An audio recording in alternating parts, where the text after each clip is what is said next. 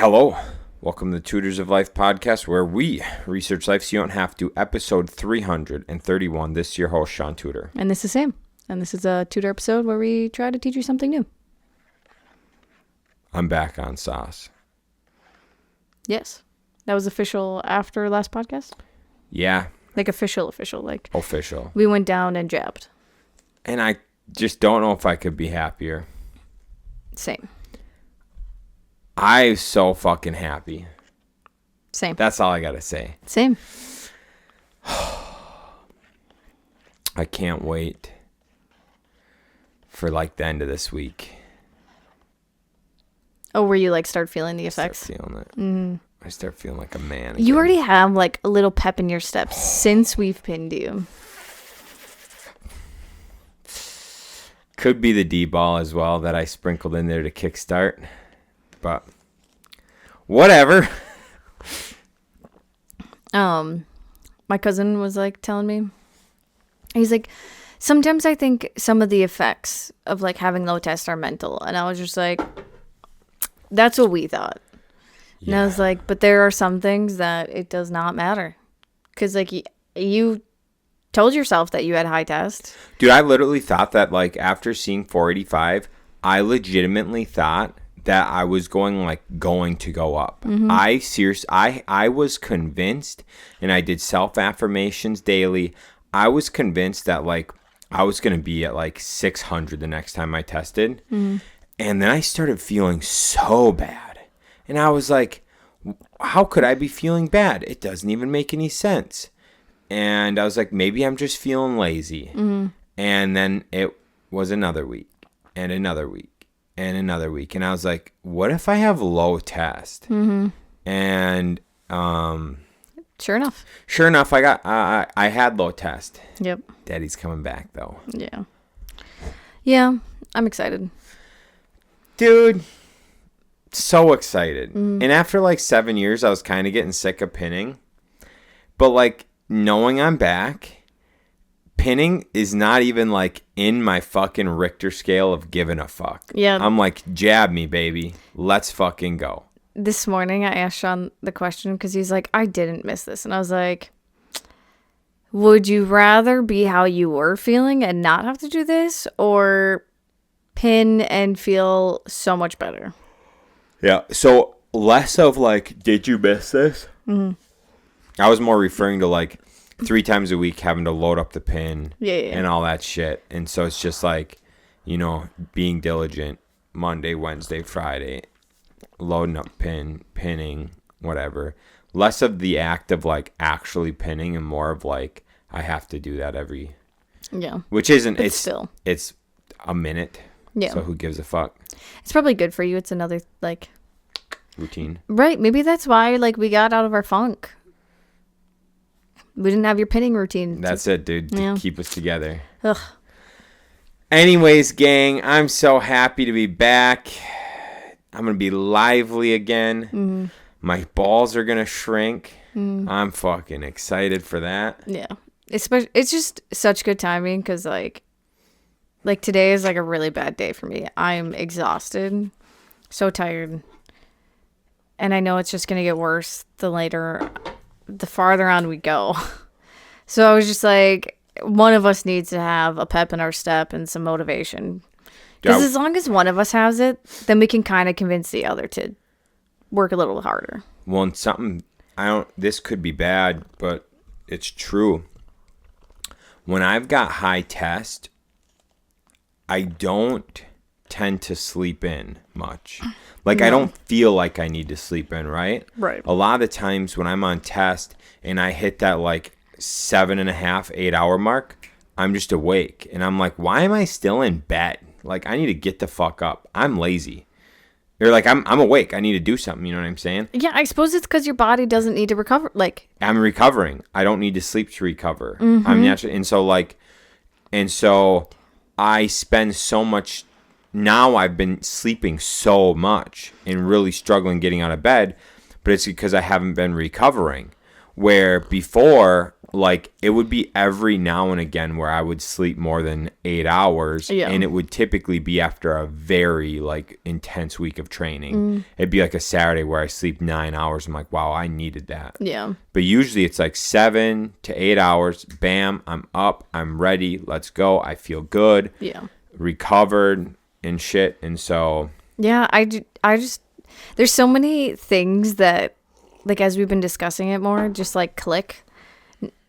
And it's just, your body needs less sleep to recover. Because I've been recovering. When you have higher tests, right. Yeah. God, that's just crazy. I'm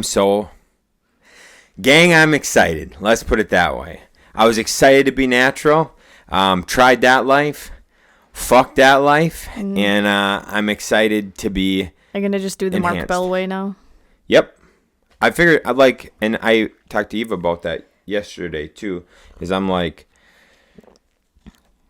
I was very successful with my fertile program I put together, right? Yeah. And so what the TRT clinic originally told me to do, I was like, yeah, I'm not jiving with that. What if I do this? And they're like, oh damn, that's a good idea. And so I'm just going to run that cycle again. And I'm not even going to try getting off a test next time. I don't know if I'll have to, you know?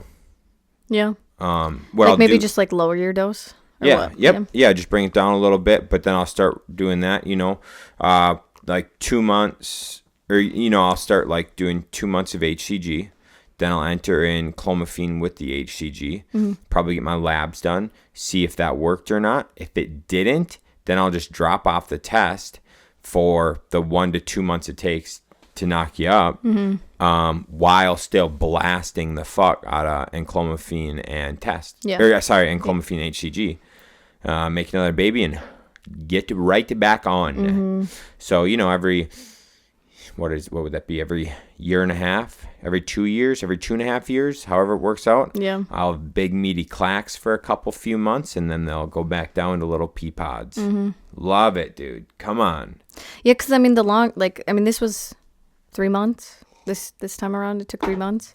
So yeah, I mean, if every year you just take off February, March, April. Right. Yeah. We really like the sounds of winter babies, so I think we're just going to keep trying to have winter babies. We'll see how we like them.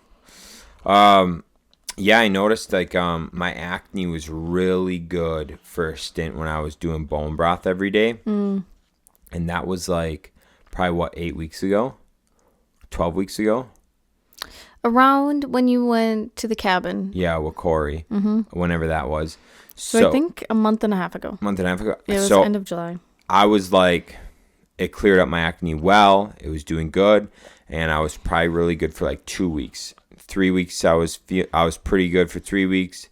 4 weeks, okay. And then it steadily got worse and worse and worse and worse until last week I started getting like boils again. And I took so my acne started getting boils and stuff bad right before I went on boys weekend for golfing. And so then I was like, something's going on here. So I took a dose of aromatase inhibitor. So now my shit's got to kind of figure out. So yeah, I'm going to be fucked up for a few weeks. My acne's going to be fucked up. I'm going to be fucked up for a few weeks until my hormones get figured back out. So yeah, you know, most bodies like regulate their hormones. Shaun's just can't now. So, and that's why you shouldn't do anything with your hormones. No peds. Don't do birth control. Don't do any steroids, any TRTs. And yeah, I am such a proponent for zero fucking hormone. Like anything that fucks with your hormones, do not do. Unless you are of an age where you can't get it back. If you're 40 or 50 and you go get your shit tested and you're under 350, if you're under 350, you'll get your shit tested and then you try the natural ways to bring it up, eating more red meat, eating organ meats, getting enough sleep, maybe some cold water exposure, shit like that. You try those things, and that doesn't bring your test up, then look at doing like TRT. But if you get to an age and you're low and you start doing those things and you're seeing some increases, seeing some, positive effects, then don't get on. Prolong it as long as you can. Yeah. As soon as you start, dude, you're fucked. And a lot of clinics don't talk about that. Yeah. And honestly, with birth control, like, I mean, Shaun was sterile, so I guess we don't know how effective it was. But I know a lot of people that have had very effective birth control with tracking their cycles. Oh, for sure. And it's really not that hard. I just always took my temperature right.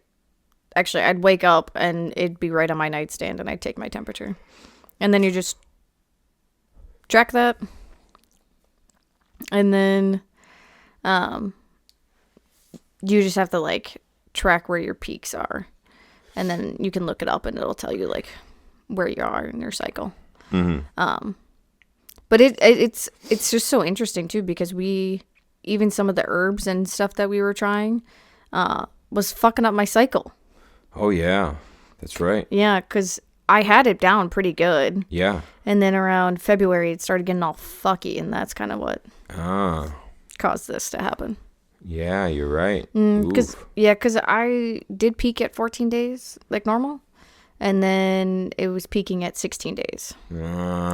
So that's like, when Shaun and I were, I don't know what our Tutor episode is, by the way, but we're just going to keep going on this. But when we were on our trip, we were like counting the days, and I was like, well, like, it's day 16. Like, I should be fine because I didn't do my temperatures when we were on our trip. Right. But we're just by the days. Yeah. Turns out it was peak day. Yep, it was. And it had been, like, the previous month, it was day 16 was my peak day. Sure. But you should have told me that. But it's whatever. Now it don't matter. No, it worked out perfectly, honestly. Yeah, because now we're having a child. So that's cool. Yeah. Nothing like slinging baby batter, Yeah. Love it. Yeah. So, yeah, I mean, it's really not that hard to track. Otherwise, I've done the copper IUD. I really liked it. I know some women don't have as good of a time with it, but I enjoyed it. As a guy, there's cooler things in the world than IUDs. Yeah. There's cooler things. Yeah. But, I mean, obviously, if you track your cycle, and then I think it would be that week, the whole week, we just would be more careful of what Shaun did with his stuff. Tactics would be different. Yeah. So, yeah, I mean, that's just, like, all part of tracking your cycle. And, I mean, you could use condoms and stuff during your peak week. Oh, yeah. There's so many other things you can do that. A lot of things. Yeah. A lot of things. But if you want to be fucked up, go ahead, get on birth control. Good luck. I highly don't recommend it. No. Like we said, I mean, we've talked about it. It took 2 or 3 years for me to stop noticing changes after getting off birth control. Right. So that's a long fucking time to... And you were only on for 2 years. Yeah, where I was on for 7 years. So there ain't... I do believe... Here's the thing. I do believe I probably could have came back naturally to maybe the 400s or 500s after a few years. For sure. But after being at 250, I was like, why put myself through this when I don't have to? Right.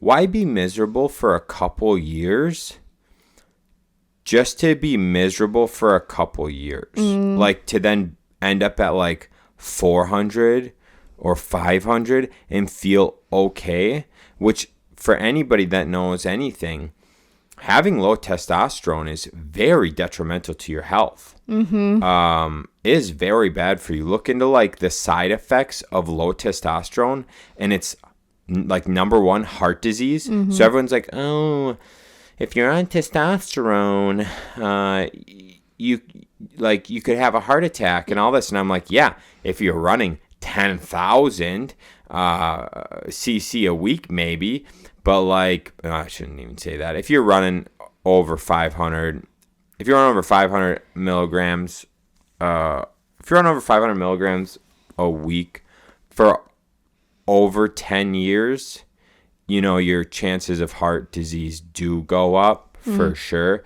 Because I've watched quite a bit of bodybuilders who like their TRT was like 500 and they ripped that for like 10, 15 years and they started having some heart complications. So, I mean, when you take it to the extremes, yes, you'll have issues. Yeah, because those guys, their TRT was like 500 and they'd be blasting at like 750 to 1,000 milligrams. People don't know what the fuck I'm talking about. But anyways, the thing is, if you're taking it so that your levels are around 700 to 900, maybe even 1,000, you're probably taking 150 to 175 milligrams a week. That's actually healthier for you than having low, because low causes so many issues. And so, yeah, it's just something to research and think about. And, you know, besides me, you know, I know just through like what we watch and what we consume a lot of our stuff, you know, the fluoride in the water, the pesticides on the food, the shit that's in all of our processed foods, the oils, all your seed oils, you know, all those things, all the soy and shit. That's all going to lowering your testosterone. And so the more you are exposed to that shit, you know, in the years and years and years of being exposed to that, and sugar's a huge killer of your test. So, I mean, all these things you're so exposed to for so many years that most people in today's generation, like, they've come out with stats showing that the average male today is like 300 I think it's like nanodeciliters or whatever, less than 30 years ago, 40 years ago. So, I mean, our parents, you know, when they were in their 20s, you know, they're cruising around with test, you know, 900 to 1,000. You know, us nowadays being exposed to the literal shit and all the, you know, also vaccines and stuff. Dude, we're cruising around, the average person probably around 400 to 600. Dude, most like 20 to 40-year-olds are probably at a similar test level than like 70 to 90-year-olds right now. I know a lot. I'll put it this way. I have been in the hormone world for a while. I know a lot of guys in their 20s who get tested who are in the 400s. Few of them are over 400 in their 20s that I've talked to. I know a lot of guys, and that's guys that have never used. Right. And then I know multiple guys in their 50s who get tested that are in their 400s as well. Some in their 500s. I was talking to one who was in their 500s, and I was like, what the fuck are you talking about? Yeah. In their 50s, you know? And so you're talking about 50-year-old men with better test than most 20, you know, mid-20-year-olds right now. And I think what that has to do with, your development ages, your development period in life. I think because for our developmenting period, this is all just me going off complete speculation and shit that I've like read and like kind of theorized, is that my thought is when you're younger in your development ages, when you are entering puberty and shit, and we're being exposed to all of these things in our food and in our water and whatever, that is negatively impacting us as we are aging, right? And so if you just look at like videos of like high schoolers in the 90s compared to high schoolers today, they're complete different sizes. You know, in the 90s, they looked like fucking adults in high school. Now, they look like little fucking doughboys Yeah. and shit, you know? And Like there's the exception, but... Yeah, I mean, like, you look... I think a lot of the population just looks so young for so long now. Oh, it does, yeah, because estrogen is a anti-aging hormone. Mm-hmm. And that's why women should try to postpone menopause for as long as possible, because when women hit menopause, they age faster because of testosterone. Watch movies. Watch movies from the 80s, the 90s. Dudes that were in their 30s look like motherfuckers who are 50 now. But it's because their test was so high. That's why male pattern baldness was so big back in the day. Mm-hmm. Balding is like a direct correlation to high testosterone. Yeah. Hair growth. All those motherfuckers were bald and hairy dudes. Like, watch Seinfeld. Look at the dudes on Seinfeld who are in their 30s that look like they're fucking 50. Right. You know? Yeah. And so anyways, I think it has a lot to do with your development ages. And I think that, you know, because of the FDA and the CDC and the government allowing all these things in our food to poison us, I think, you know, we've got a pretty bad issue in the country, and, you know, across some of the parts of the world, but mostly the U.S. here, where we just poisoned and fucking essentially made men bitches. Mm-hmm. So it's sad. It's bad. We really need to band together and make something happen to fucking quit this epidemic and get men back to men. Make America healthy again. Make America healthy again. I love it. Fucking a little shout out to DT and Robert F. Kennedy Jr. Mm-hmm. Come on, baby. I love it. Okay, so on to our topic for the day. Only 20 minutes on hormones. Yeah, pretty much. If you're in this podcast, you just have to accept the fact that hormones and fucking talking about health is like our number one thing we talk about. I mean, it directly correlates with how we're able to do things in business. Oh, for sure, dude. Mm-hmm. For sure. I mean, just look at the past 2-3 months. Like, Shaun has been so much less motivated for business growth or anything. Yep. In 2-3 months. Yep. It's bad. Mm-hmm. All right. So today's topic is going to stem off of two things. One of them, it's because I've been reading PBD's Your Next 5 Moves. And the other, I don't remember who said it. I was maybe on Instagram or something, maybe YouTube. I don't remember. They brought up how, like, things don't happen all at once. It's like tiers, right? Like, you have to work towards something. Mm-hmm. Andy Frisella actually talked about this, I think, like a week or two ago on his podcast. Oh, okay. As well. And so that, yeah, I've been exposed to this a few times in the last couple weeks, and I've noticed it drastically. I've noticed this, and it's kind of how I think about stuff. But it by reading PBD's Your Next 5 Moves, it really like puts it more into a strategic way. Okay, yeah.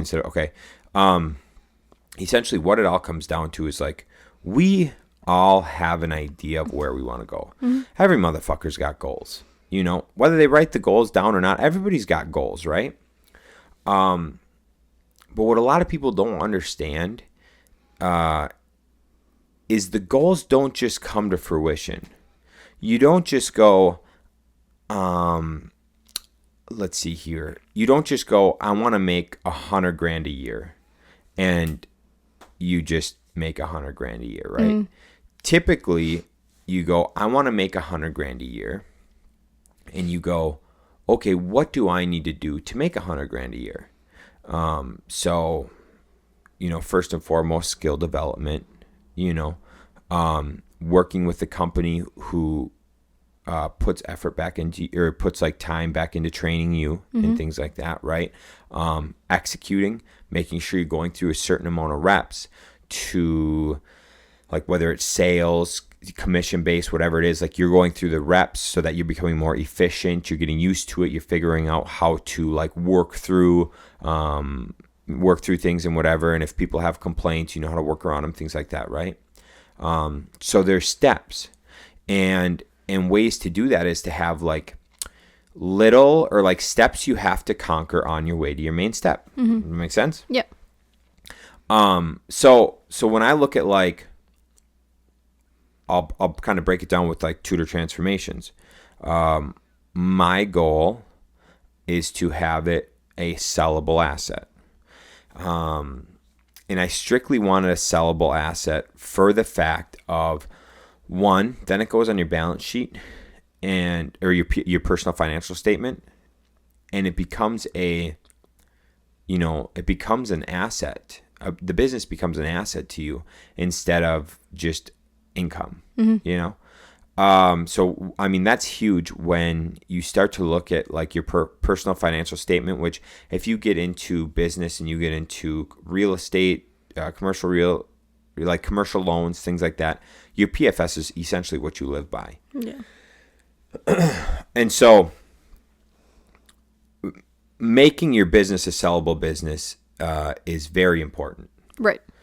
And so aside from just like the importance of being able to put that on my PFS, I also want a sellable business for the fact of the business then runs without your day-to-day involvement. Which if it can run without your day-to-day involvement, that typically opens you up to be able to think about the business more and how to improve the business instead of worrying about the day-to-day, right? So that's where I want to go.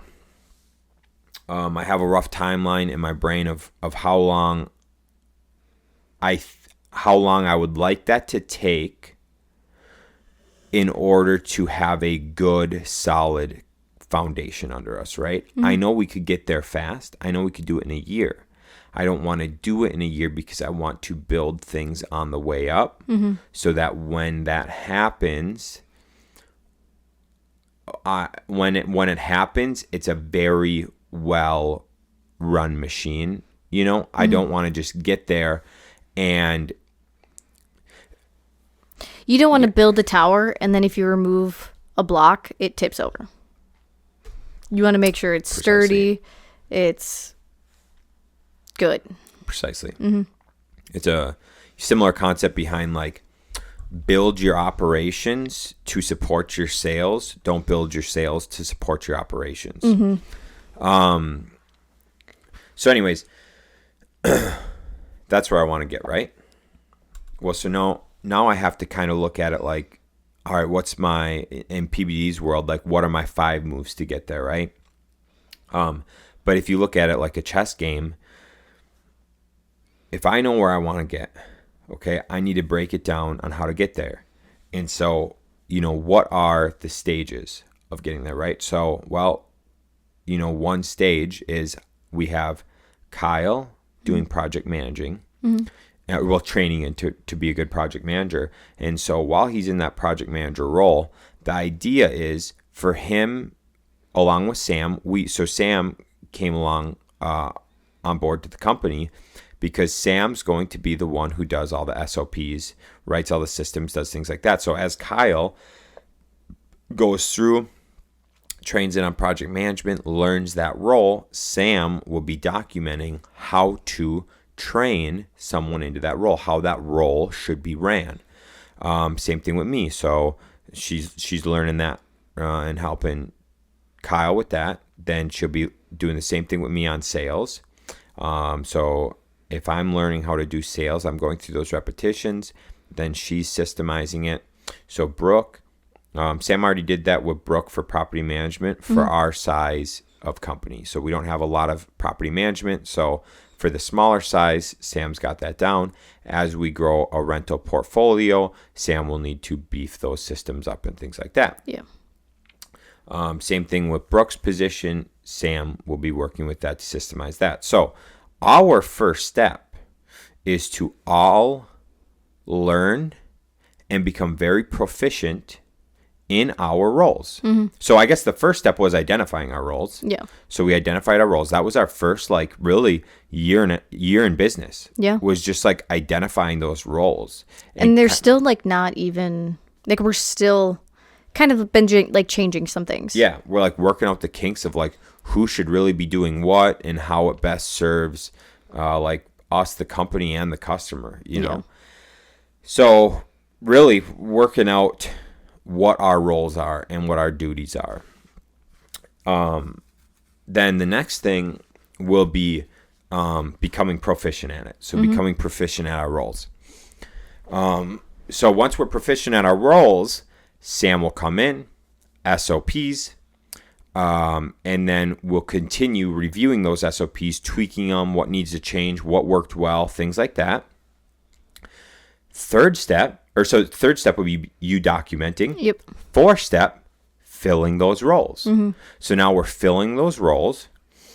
Fifth step is to get all of those people proficient in those roles and all operating based on the SOP. Once you get there, well, what do we have? We've got a self-running company because we filled all the main roles. Boom. Okay. So now we've got a self-running company, essentially 5 steps, like PBD's next 5 moves. So once we get there, we can, right before we get there, you know, we're already making our next like goal, like our next place to go. I don't know if I've ever gotten somewhere and gone like, oh, what's next? You know what I'm saying? It's like, oh, we're coming up on this. Where are we going from here? And so that can already kind of, you don't want to take your eye off the ball per se, but then it can start the works of that, the thinking about it, where to go, things like that. So then there's never any lag time. There's no downtime. Yep. It's like, yep, got it. Celebrate, keep moving, right? And so what a lot of people don't realize, and I've talked to so many people about this, is like, they're like, oh, I want to have this many employees. I want my company doing this. I want this. And I'm like, okay, sick. What's your first step? They don't have it. And so, you know, looking at, you have to reach milestones to get where you're going to. And if you cannot break it down into fucking bite-sized pieces to like go towards, it's going to be tough. Yeah, and we've discussed that a lot, like how to be more productive and proactive and stuff like that. It honestly is making those small goals for us, because it's something about human nature that when you accomplish those small goals, it really motivates you to keep going for farther and farther and farther. So, I mean, that's like for 2 years, I've been doing Andy Frisella's priority list. I think it's episode 16. It's the power list. Episode 16 on the Real AF feed. So yeah, I listened to that probably 3 years ago now, and maybe I've been doing it longer than 2 years. But whatever, I just started implementing it. 5 priorities a day, and getting those like little wins, stacking up wins is huge, you know. And this year, like, I made us a little tracker, yeah, to see how many days we won compared to lost. Right. So yeah, it's just a way to like, you know, make sure you're actually getting shit done and winning more days than you're not. And a lot of the times on that task list, I put shit I don't want to fucking do. That need, like, shit that needs to get done that I don't want to do goes on that list, so I don't lose that fucking day. I don't, like, not a lot of times, but sometimes I'll put shit on that list.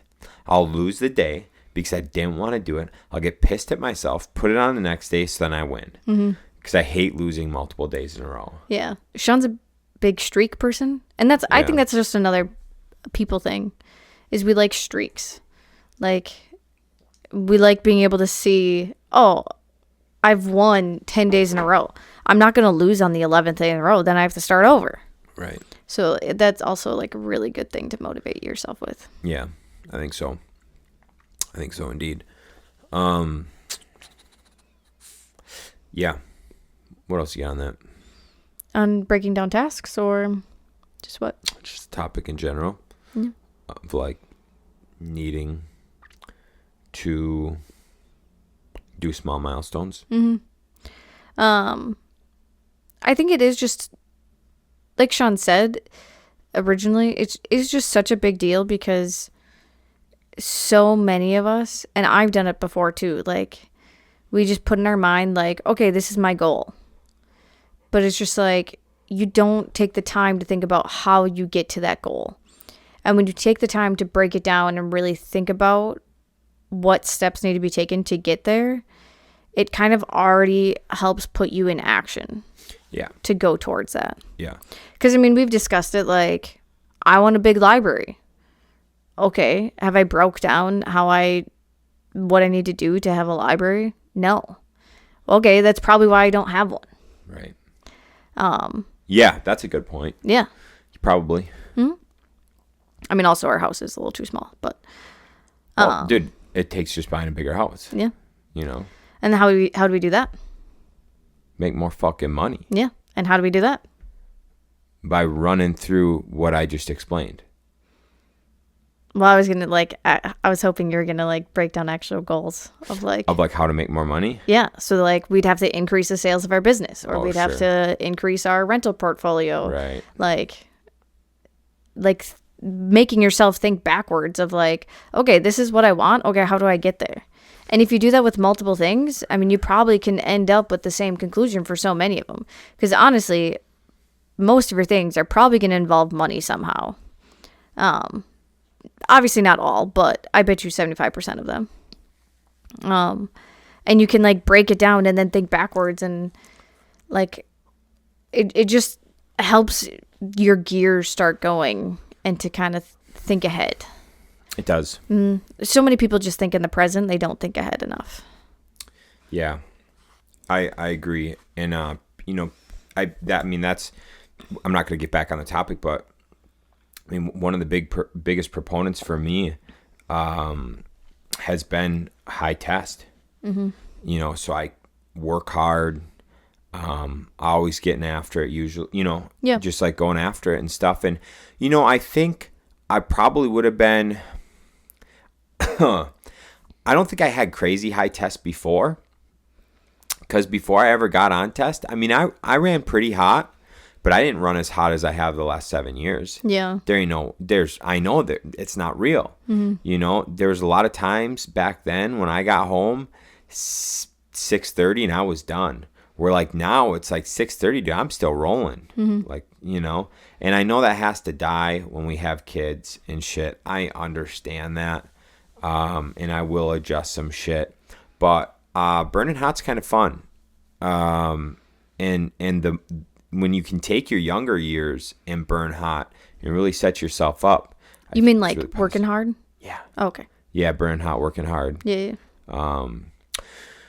So anyways, I think though, when you think about it in that way though, even when we have kids, you're going to still want to have some kind of energy and motivation after work, because they're going to want to play. They're going to want to do whatever. You don't want to teach your kids to just sit and watch TV after 6 o'clock. Right.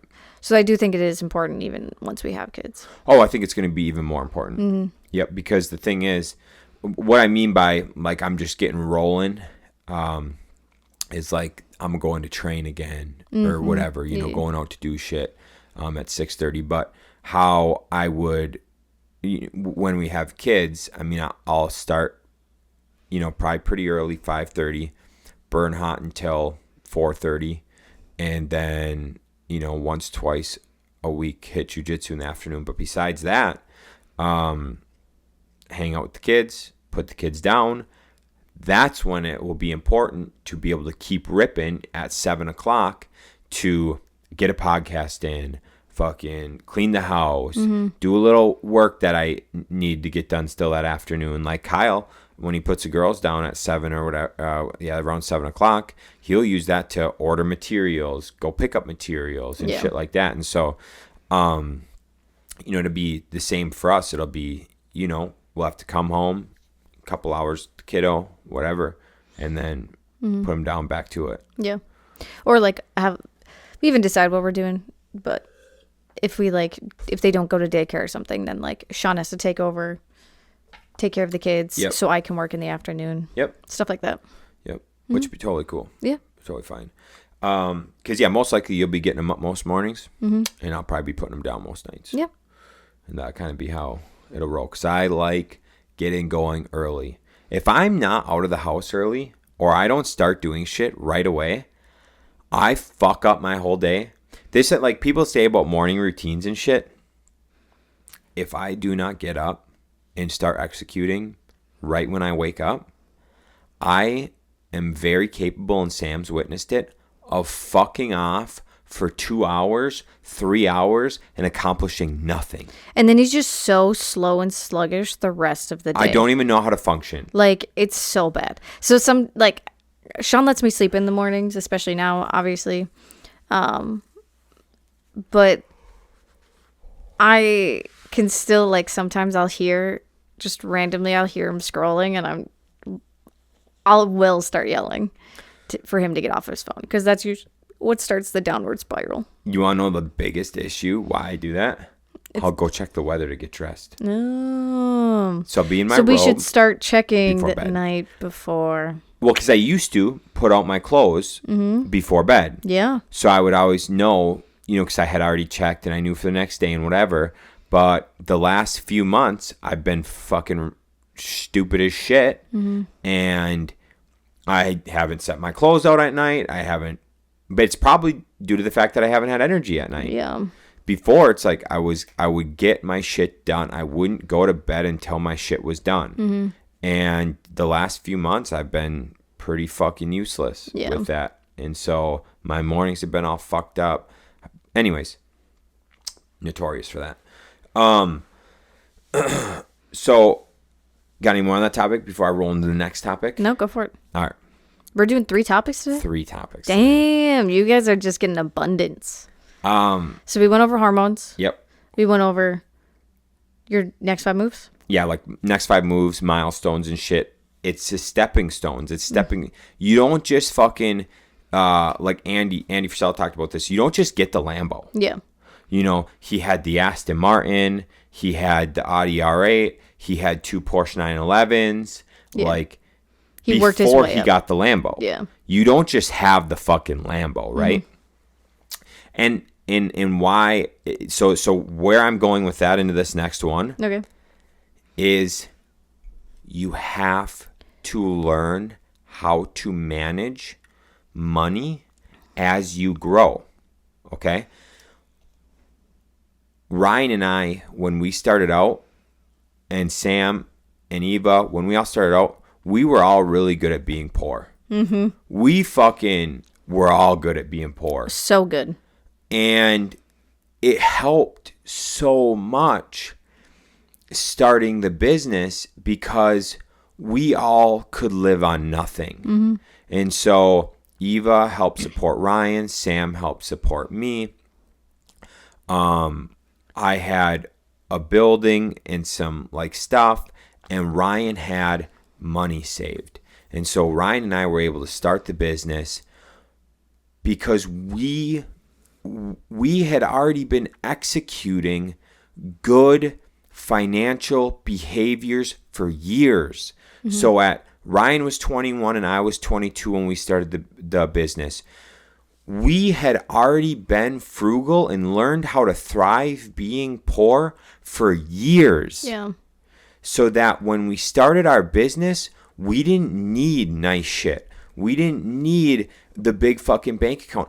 I've talked to motherfuckers who tell me they need $1 million to start a fucking business that I could start next week with $1,000. And I'm like, are you fucking retarded? You need $1 million loan? I could do that with $1,000 and I could fucking grow it in 5 years to being worth 500 grand or whatever, like, or $1 million. Like, what are you fucking saying to me? You need $1 million. Shut the fuck up. God damn it. So anyways, start those habits young. Start them now. Hopefully you've already started them, but you have to start them now. If you cannot fucking manage the money now, you're not going to manage the money when you're making six figures. You sure as fuck ain't going to manage the money when you're making $250K, $300, $500K, $1 million a year. You will not fucking retain a goddamn thing because you did not build those fucking habits and that discipline young. Mm-hmm. And that's so important to start doing that shit early so that when you go, it's the same thing on the stepping stones. If you cannot manage your money when you're making $15,000 a year, you're not going to be able to manage it at 40. Mm-hmm. If you can't manage it at 40, you're not managing it at 75. If you're not managing at 75, you're not managing it at 100, and so on and so forth all the way. And so people think that they just need to make more.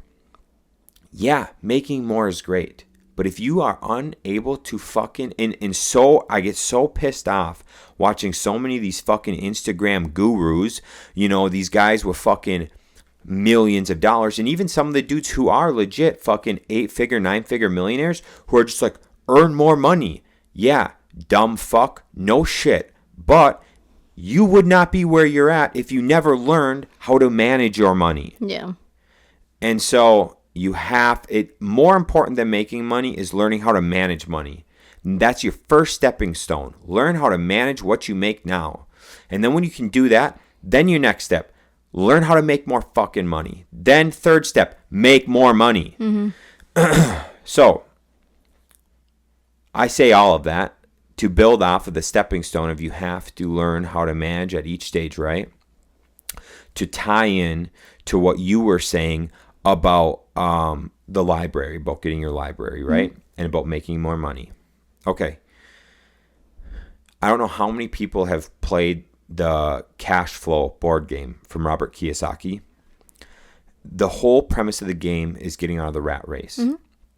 How you get out of the rat race is to have your residual income or your passive income to be greater than your expenses. And if you can do that, you're out of the rat race. Mm-hmm. Because then it opens you up. If all your residual income covers your expenses, then all of your earned income is a continuation of building more residual to have a greater life, a greater life standard. What the hell is that? Living standard? Whatever the fuck. Standard of living. Thank you. Standard of living. Goes to increasing your standard of living. Maybe you take some of that earned income, rip a couple of vacations, enjoy yourself, whatever, live some life. Mm-hmm. But you need to think in terms of how to get out of the rat race. Number one, like playing that game, I've played it quite a bit. I love it. You'll learn in that game if you add expenses, because there's a little expense thing. Yeah. You really get hurt. Mm-hmm. You really get hurt in that game. And it's so funny because you're playing that game, and we played it with Kyle and Katie one time.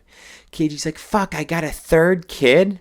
And I just laughed because I was like, ain't that life? Mm-hmm. Like, it's so real in the game because it's like you want to get out of the rat race and then you have a third kid.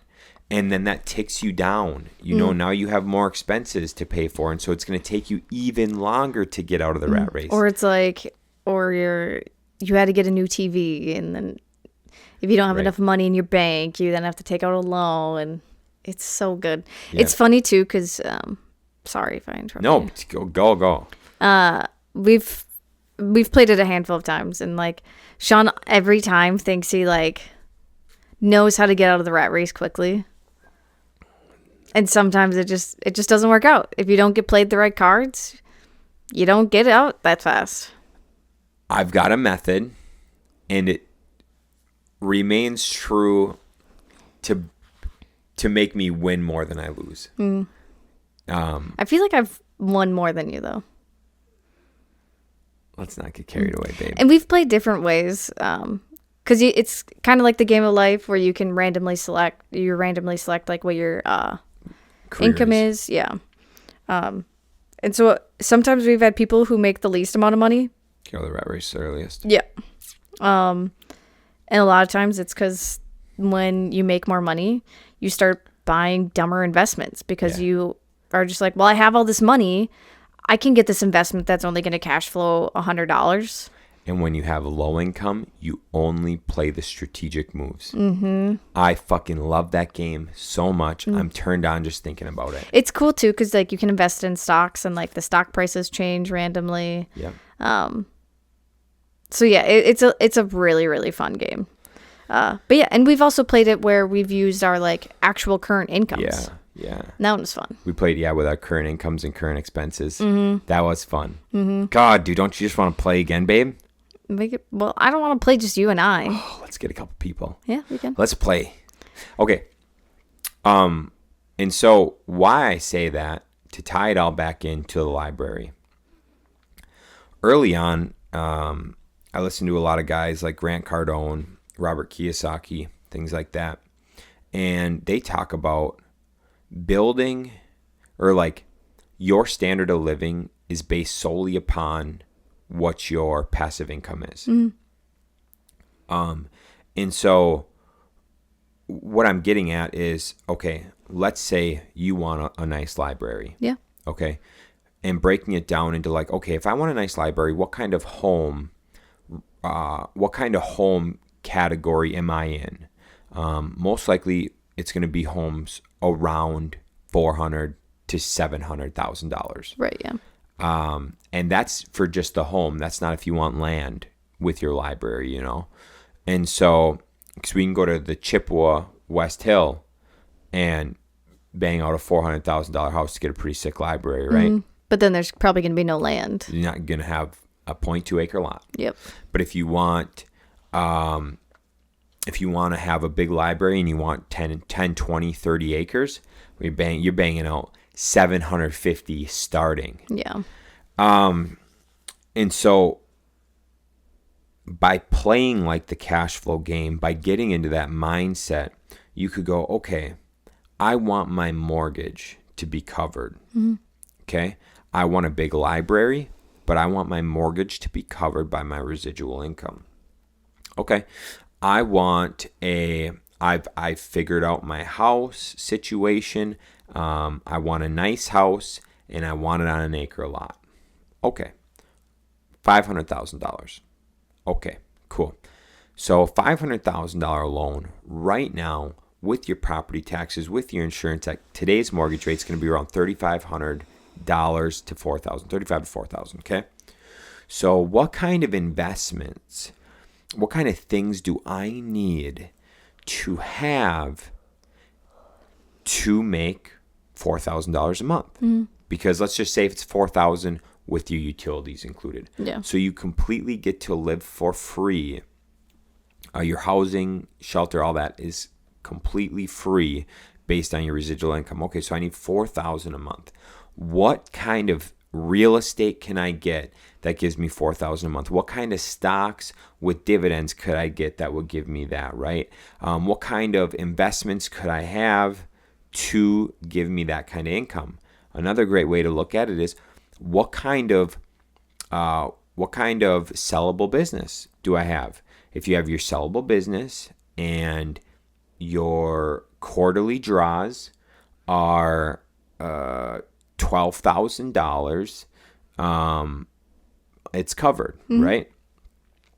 And so if we look at these things and we break it down, we can really start to move towards having the library we want. Yeah. And if you do that, you could go, okay, I need, so let's say, okay, so it's $4,000. I need, let's say each 4-unit you get, each fourplex you get $500 a month cash flow. So you're going to need 8 fourplexes. Okay, let's just make it simple. Obviously you could go buy a 16-unit and that would be whatever, but let's just make it simple. You need 8 4-units. Okay. We need 8 4-units, and I need to put down $50,000 on each 4-unit to get that cash flow, right? Mm-hmm. Okay. So I'm going to need 50 grand times 8, 400,000. I'm going to need $400,000 to buy these properties. Mm-hmm. And so how do I find, so then you break it down, like, how do I find these units? Okay, how do I have enough income to put down on said units? Well, a phenomenal way we learned in the game is to flip shit. Flip a house, flip a business, Flip stocks, flips, different currencies, things like that. And so, okay, we flip so let's go. Okay, we want that. We can flip 2 houses a year. We can make $50,000 on each house we flip. We can drop that down. In 4 years, we could have our income to have the house we want. All it's going to take is 4 years and flip in 8 houses. Boom, 2 houses a year. And you could have it. So you could break it down. Okay, so I've got to find these houses. So find the good houses to flip. I got to find the rentals to buy. Yeah. And you just break it down into those things, and you have very bite-sized things to do. You have a goal. Like, the goal. You broke the goal down on how to get there, and now you just take the bites off to get there each way until you reach there. And you have to stay patient, but you have to be diligent. And it's important to do that because, like we said, sometimes you get cocky, especially when you have more money. Dude, I can't even tell you the fucking hundreds of thousands of dollars I've lost from being cocky. Fucking stupid, dude. Yeah. And so, like, breaking it down that way, it really puts in perspective of, like, okay, I need to find flips where I can make $50,000. Yeah. Like, it's not like, okay, I'll take this one that I'll make $20,000, and then I'm just going to hope down the road I find one that I'll make $80,000. Yep. Most likely you're not going to find one that makes that. Like, make it a hard goal, and you have to stick to it. And another thing with that is, and I've seen it happen multiple times, if you buy that one that's going to make you 30 grand, and you tie up your cash, and then that one comes along that you can make 50 grand on or 80 grand on, but you don't have the capital and you can't buy it, and it goes to someone else, you feel dumb, because I've been there. Yep. Exactly. And it's just, you have to do that with everything. Like, you have to make those very strict cutoffs. Yeah. And follow them. That's it. I mean, we do know some people that, and they listen to this podcast, that like to invest in properties that don't cash flow as much. And it's worked out for them. Because they've set their income up for that. They built it on a different avenue. Yep. But like Shaun and I, like, we couldn't do that. Because our income does not support it. Correct. Yep. So yeah, I mean, making sure that what you're going to do is going to align with your goals is just huge. Massive. So big. And everybody's different. Everyone's got their own little formula. I talk to dudes who are blue collar trades guys making $100,000 a year. Well, they have a lot different path they can take than an admin making 45 a year. Right. It's a lot different. They have a lot different opportunities, so their method can be different than the person making 45. And if we find a flip, we might say we can only make $30,000 on it, but that's because we have a team, we have an office, we have all these other things. Someone who's just their own could make $50,000 to $60,000 on it. So, like, when you are thinking about making money, don't just take someone else's word for it too. Like, also do your due diligence, do the work, and make sure, like, it will make you what you need it to make you. Sweet. All right, gang. Thanks for tuning in. And remember, hormones are interesting. And very important to be successful. Stepping stones, you're not just going to get to your end goal because you have a goal. Because you have a thought in your mind. Yep. You got to fucking make milestones to reach it, and it's going to be little ones. Bop, bop, bop, bop. And lastly, fucking learn how to manage your money. And get your residual and passive income. Passive income is not as passive as most people say. Get your residual income to pay for your lifestyle. Yeah. All right. Peace. See ya.